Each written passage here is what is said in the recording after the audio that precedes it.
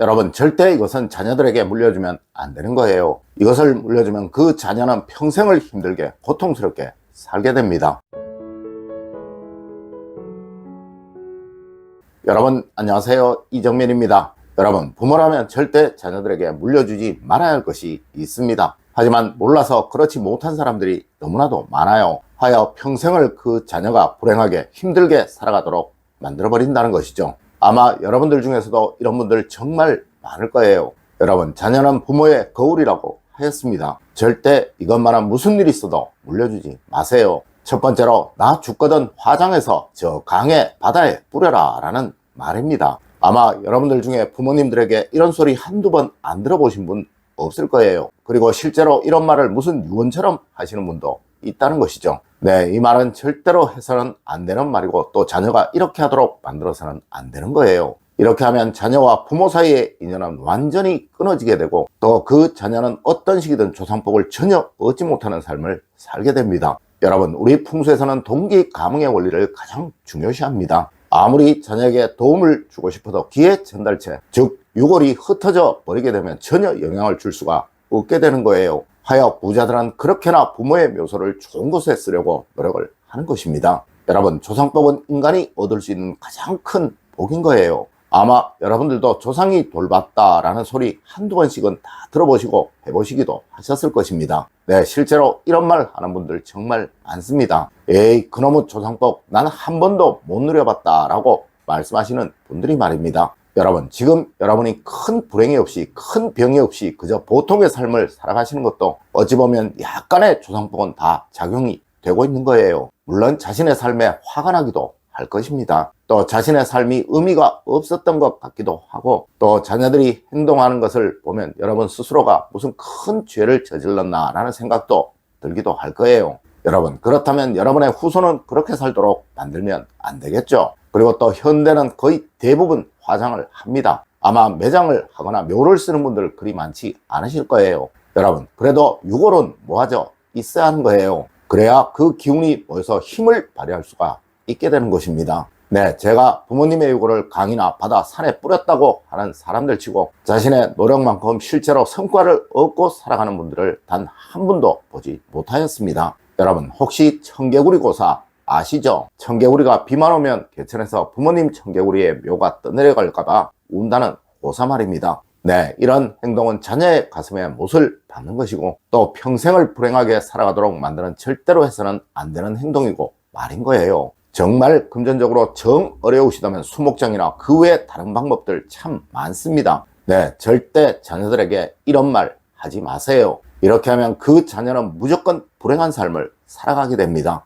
두 번째로, 여러분, 이불류나 친구류는 절대 물려주는 것 아닙니다. 여러분, 어떤 일이 있어도 사용하시던 친구류나 이불류는 자녀들에게 물려주면 안 되는 거예요. 이것은 여러분의 기운이 모두 스며들어 있는 것이고, 그 기운은 여러분의 자녀들의 기운과 전혀 다를 수도 있습니다. 하여 기회 충돌을 일으켜 자녀들을 불행하게 만들어 볼 수 있다는 거예요. 물론 개봉 전의 것이나 사용하기 전의 것이라면 전혀 상관이 없습니다. 하지만 일단 한 번이라도 사용을 했던 것이라면 그건 안 되는 거예요. 그리고 현대는 고가의 전자이불, 즉 특수한 보료나 자석료, 무슨 의료계로 된 이불들 많을 거예요. 이런 것도 사실 물려주지 않는 것이 제일 좋습니다. 또 자녀들 역시 물려받지 않는 것이 제일 좋습니다. 하지만 너무 고가라서 꼭 물려받아야 하겠다면 생전에 물려받는 것도 하나의 방법입니다. 물론 의료기나 안마의자, 무슨 건강기기 같은 것은 상관이 없지만 그것이 친구류라면 절대로 안 된다는 것 꼭 알아두십시오. 세 번째로, 잘못된 습관이나 행동, 말버릇입니다. 여러분, 사람은 누구나 주변의 환경에 의해 인격이 형성되고 습관도 만들어집니다. 맞습니다. 부모가 욕을 하면 자녀도 욕을 합니다. 부모가 폭력을 쓰면 자녀도 폭력을 씁니다. 아무리 아니라고 하고 아무리 난 저렇게 살지 말아야지 라고 하지만 정말 웬만해서는 이 습관이나 행동, 말은 고쳐지기가 쉽지 않다는 것이죠. 여러분, 절대 불행의 말습관 가지지 마세요. 절대 불행의 행동이나 불행한 습관들 가지지 마세요. 그것은 모두 여러분의 자녀가 그대로 물려받게 되고 그들 역시도 여러분과 똑같은 삶을 살아가게 됩니다. 항상 여유롭게 타인의 입장을 생각하고 늘 타인을 배려하는 여러분이 되십시오. 그리하면 여러분의 자녀도 그러한 사람이 되게 되니 늘 타인들로부터 인정을 받게 되고 또 이로 인해 늘 되는 삶, 번영하는 삶을 살아가게 되는 거예요. 하여 과거 우리 조상님들은 자녀들 보는 데서는 찬물도 맘 놓고 못 마신다. 또 세상에서 제일 무서운 눈이 자녀들의 눈이다 라는 말씀도 하셨던 것입니다.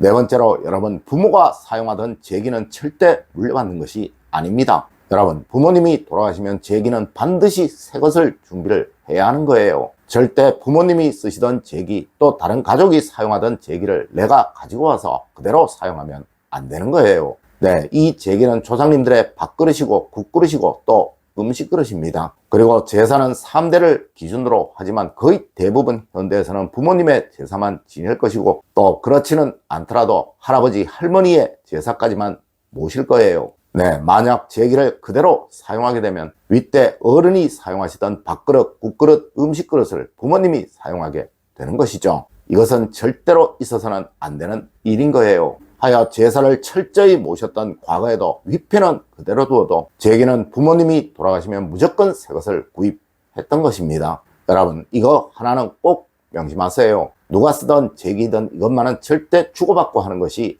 아니라는 사실을 말입니다. 다섯 번째로, 돌아가신 분의 의류는 최대한 받지 않는 것이 좋습니다. 여러분, 과거 부모님이 돌아가시면 다른 것은 몰라도 무조건 의류만은 다 태웠습니다. 네, 이것을 현대에서 잘못 해석하여 저승에서 부모님이 입으실 옷이라고 그렇게 한다고 하고 있지만 실제로 풍수에서는 서로 기운의 충돌이 생겨 그렇게 한다고 말을 합니다. 네, 앞서도 말씀을 드렸지만 사람의 기운은 생자의 것과 사자의 것이 절대 공유되어서는 안 된다고 한다는 것이죠. 특히 옷은 한 사람의 기운이 완전히 스며들어 있는 것이라 절대 생자의 것과 사자의 것이 공유되어서는 안 되는 거예요. 혹 고가의 옷이라 버리기 아깝다면, 폐기하기 아깝다면 생전에 물려주세요. 네, 원칙은 이게 가장 좋아요. 무슨 물건이든 생전에 물려주고 물려받는 것이 말입니다. 여러분, 그래야 아무런 불행이 없어요. 특히 옷은 돌아가신 분의 것을 많이 보관해 두는 것도 좋지 못합니다. 그리고 특히 신발류는 무조건 안 된다는 것 같이 알아두십시오. 여섯 번째로, 여러분, 돌아가신 분의 물건은 보관만 하는 것이 좋아요.